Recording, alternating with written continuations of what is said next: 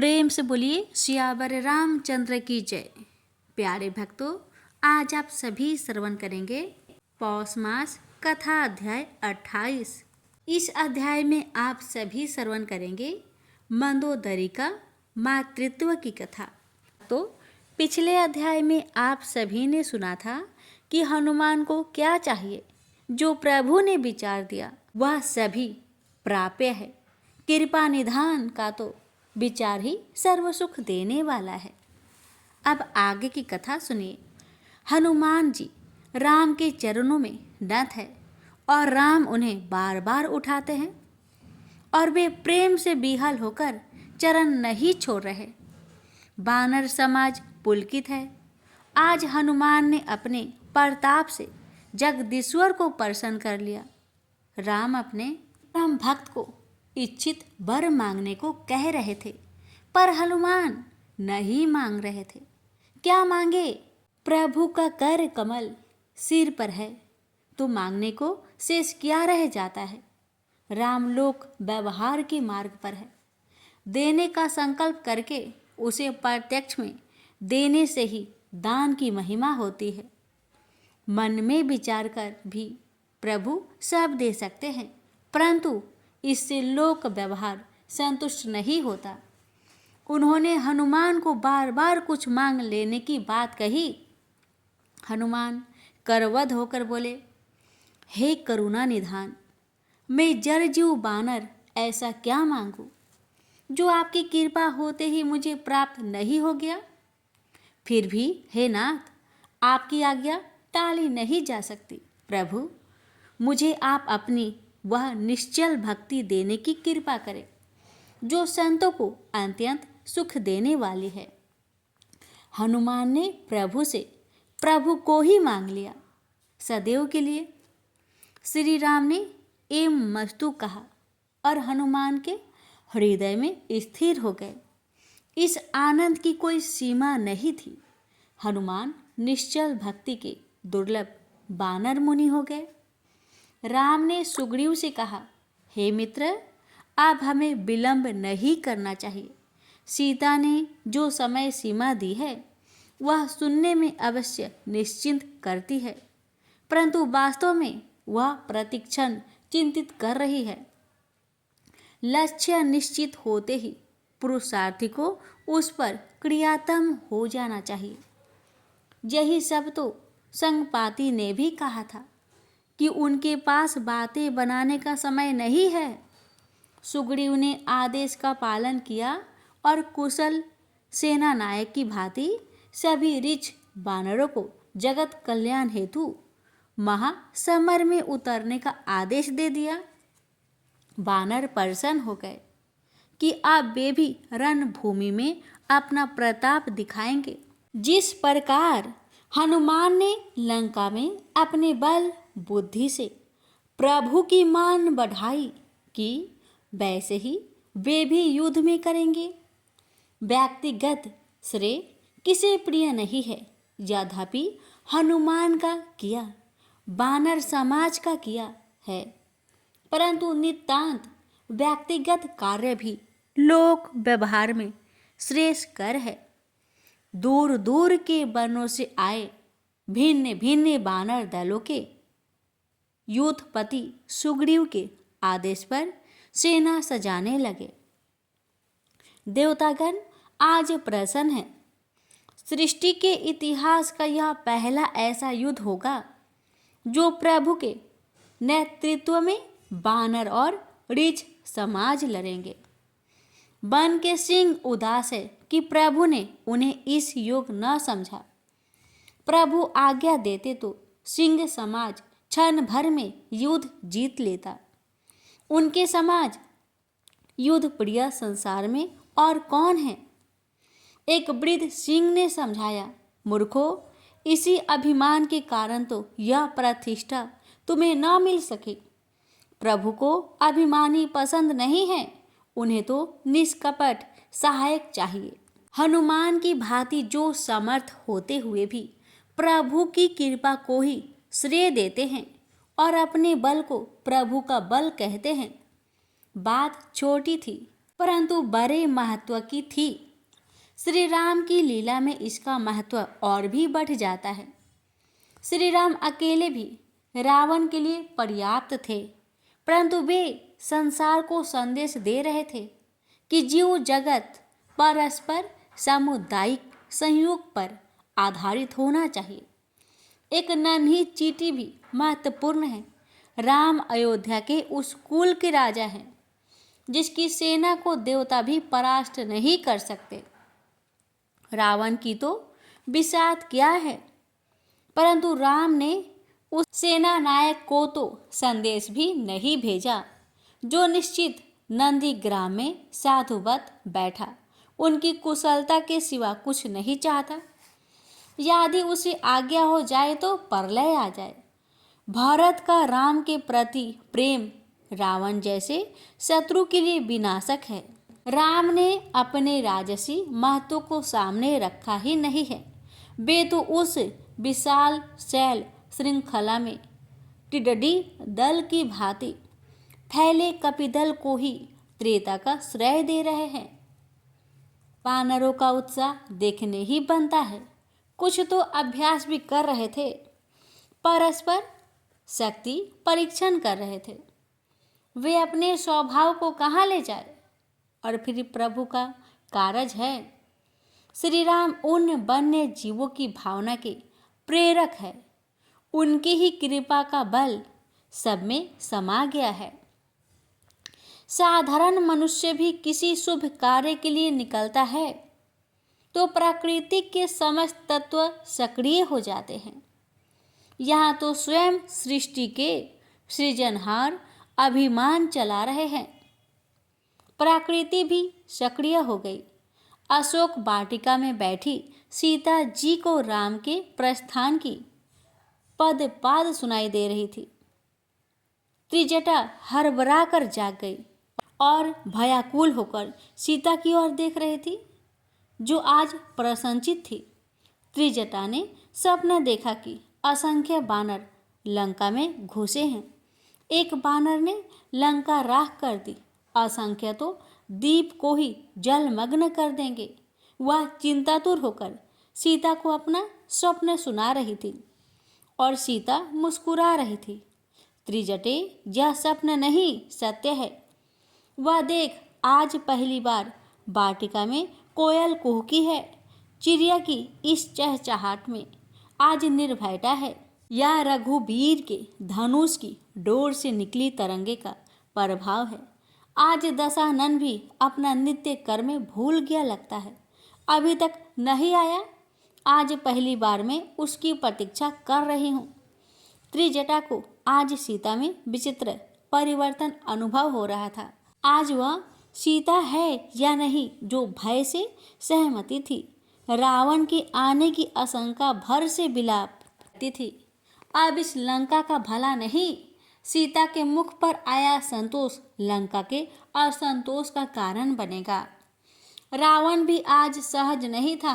अशोक वाटिका जाना उसका नित्य कर्म था, परंतु कोई बात नहीं जो आज रोक रही थी।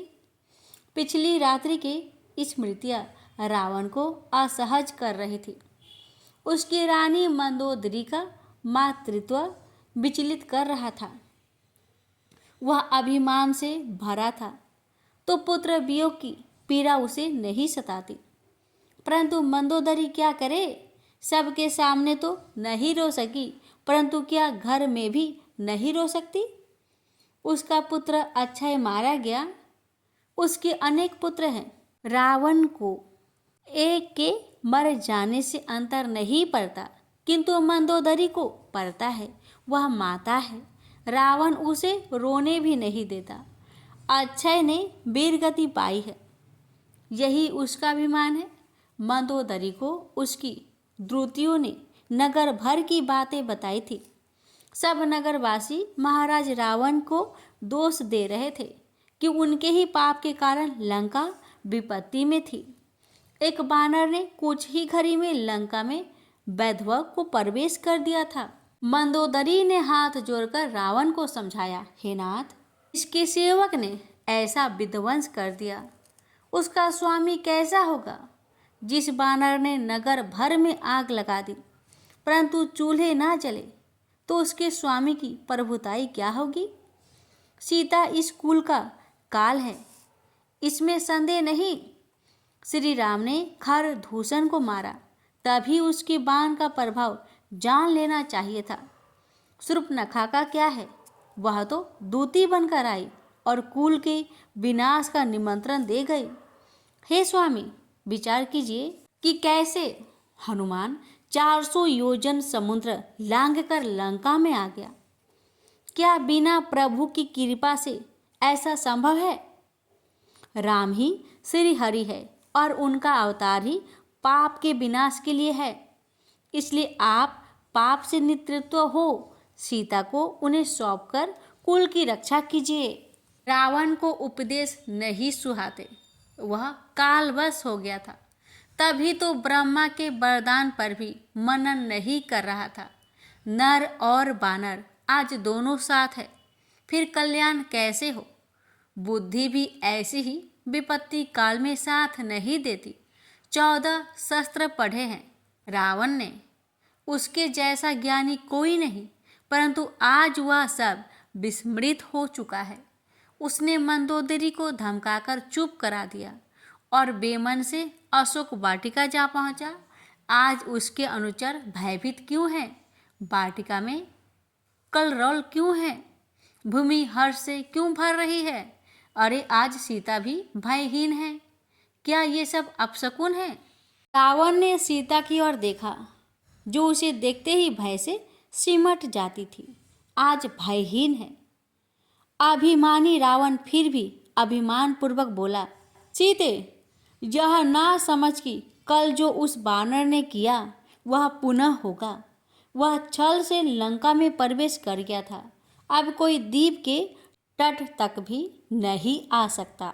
यह सत्य है कि मैं तनिक भुलावे में रहा, परंतु अब सावधान हूँ और अधिक निर्मम भी हो गया हूँ।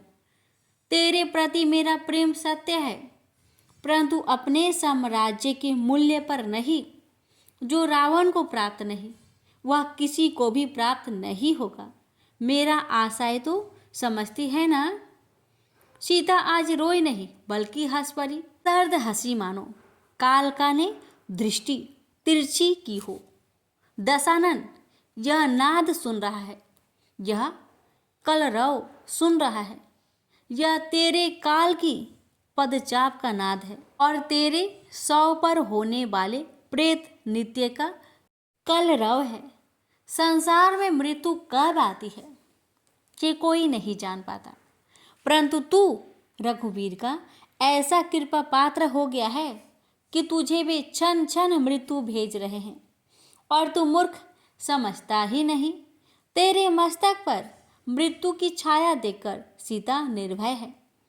तू सीता को पाना चाहता है तो आज प्रभु की प्रेरणा से तुझे सीता ही वह उपाय सुझाती है। अपना अभिमान और हठ त्याग कर मेरे चरणों पर मस्तक रख और अभयदान मांग ले। सीता तुझे क्षमा कर देगी। जब सीता ने क्षमा दे दी तो दया के सागर श्री राम तो क्षमा कर ही देंगे। सीता तेरी रक्षक हुई, सोच मत लंकेश, यह एकमात्र विकल्प है। रावण दांत किटकिटाने लगा। सीते धिक्कारती तो नित्य थी, परंतु आज उसकी हंसी में विष था। शब्द तीक्ष्ण बाण हो रहे थे। रावण का हाथ खड्ग की ओर तो बढ़ता था, परंतु रुक जाता था। ये तो घोर पराजय होगी। उसकी विकलता मंदोदरी ने भाप ली तो वह रावण को समझाने का अंतिम प्रयास करने लगी। हे स्वामी, काम, क्रोध, मद और लोभ ये 4 नरक के द्वार है। इनसे विमुख होकर उन श्री राम की शरण पकड़िए, जिनकी कृपा से सुग्रीव भी राजा हुआ है। रावण से ऐसा अपमान भी नहीं सहा जाता। उसका हाथ खड्ग की ओर बढ़ता है, परंतु स्त्री को मारना भी तो अपश्य ही है। वह जैसा भान्या हुआ आया था वैसा ही लौट गया। वहाँ से वह दरबार में चला गया। दरबार में भी वैसी रंगत नहीं थी जो नित्य होती थी। सभासदों में विचित्र सी व्याकुलता थी। संभवतः कल के अग्निकांड का प्रभाव था। नृत्यांगना और वाह कुशल भी मौन बैठे थे। रावण ने सबको बारी बारी से देखा और अंततः दृष्टि विभीषण पर टिका दी।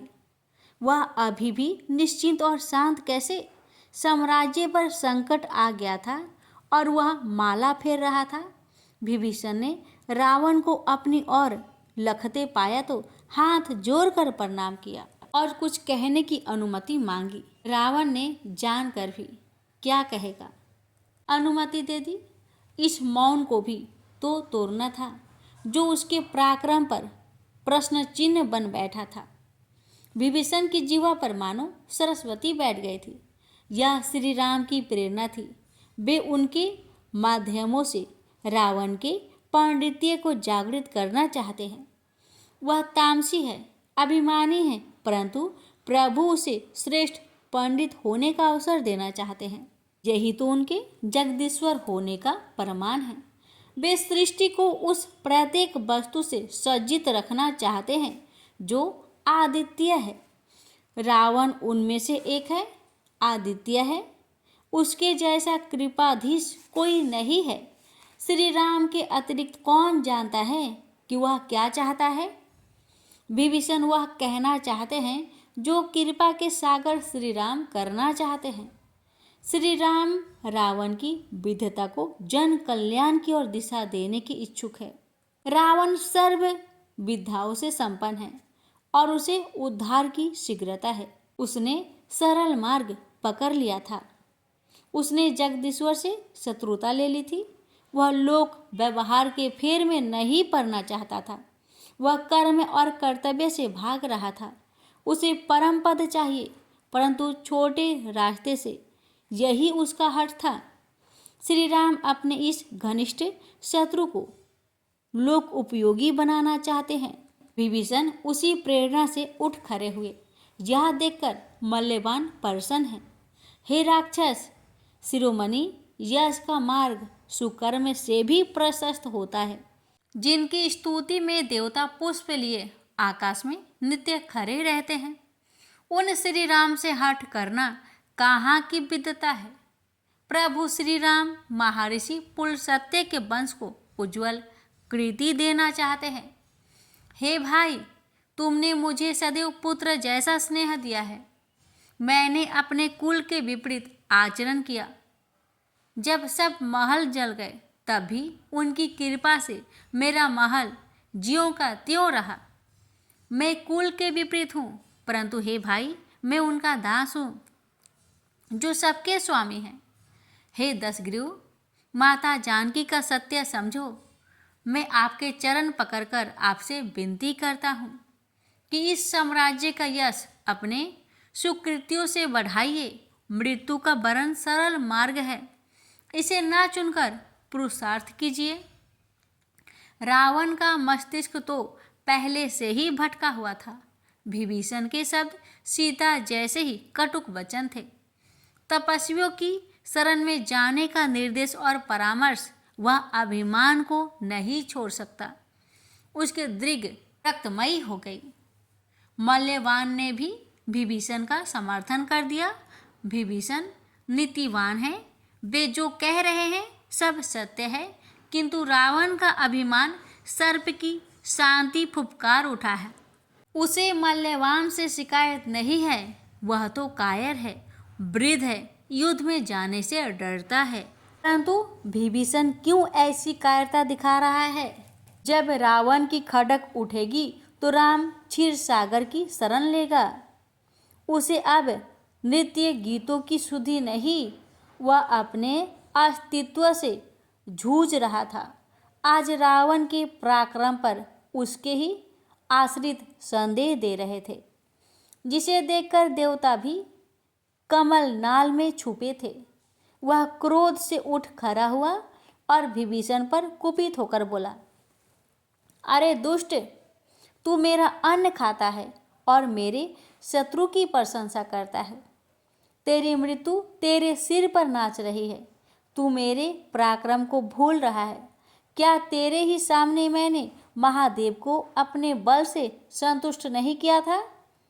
तीनों लोकों में ऐसा कौन है जिसे मैंने अपने भुज बल से न जीता हो? तू मेरे घर में रहकर उन तपस्वियों से प्रीति रखता है।